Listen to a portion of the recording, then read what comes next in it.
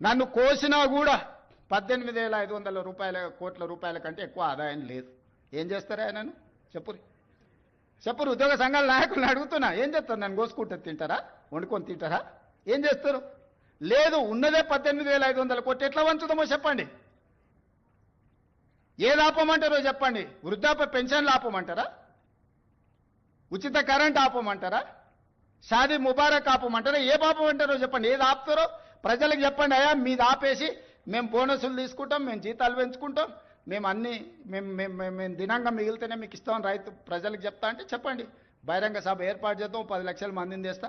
ఉద్యోగ సంఘాల నాయకులు మాట్లాడండి, మేము ఈ చిట్టి ఇచ్చిన ముఖ్యమంత్రికి దీని ప్రకారం పరిపాలన జరుగుతుంది అనేది ఇదొక మార్గం. రాష్ట్రం మొత్తం ఆర్థికంగా దెబ్బతినున్నాము. ఒక కుటుంబం విచ్ఛిన్నమైపోయి చిన్నాభిన్నమైపోయి ఆర్థికంగా పూర్తిగా దివాలా తీస్తే ఎట్లుంటుందో తెలంగాణ రాష్ట్ర ప్రభుత్వం యొక్క ఆర్థిక వ్యవస్థ అట్లనే ఉంది. రాష్ట్రం మొత్తం ఆర్థికంగా దెబ్బతినున్నాము.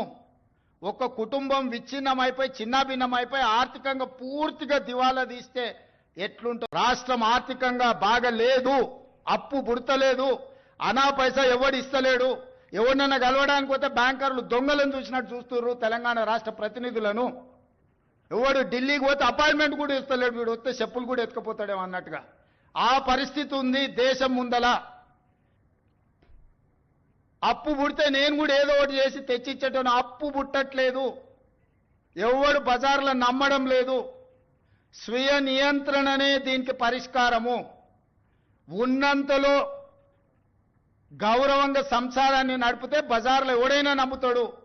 వీధికెక్కి రచ్చ చేసుకుంటే కుటుంబం పరువు బజార్లో పడేసుకుంటే ఎట్లుంటుందో ఉద్యోగ సంఘ నాయకులారా, రాష్ట్ర ప్రభుత్వం అనేది మన కుటుంబము.